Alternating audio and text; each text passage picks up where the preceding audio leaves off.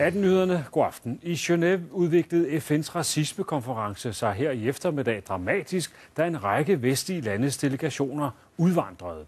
Anledningen, det var en tale af Irans præsident Mahmoud Ahmadinejad, der blandt andet kaldte staten Israel for ondt og racistisk regime. Flere lande havde på forhånd meddelt, at de ville udvandre, hvis racismekonferencen blev til et antisemitisk forum med skarp kritik af Israel.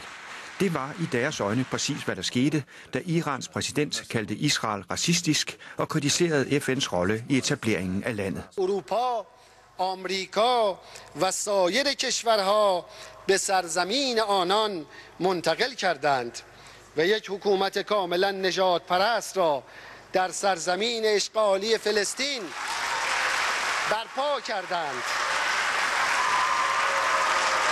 و در واقع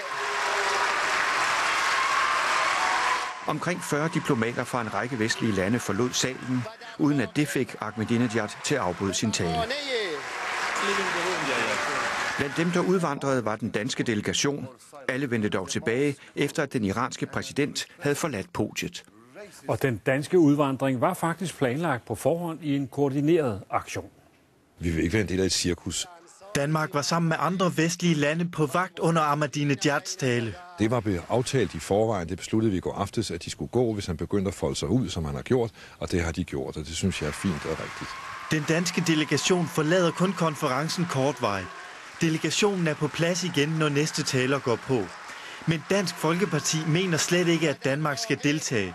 Partiet er utilfredse med det dokument, der bliver forhandlet på konferencen. Det bruges præcis af de arabiske stater til det, de vil, nemlig Israel-bashing, altså have det, og også.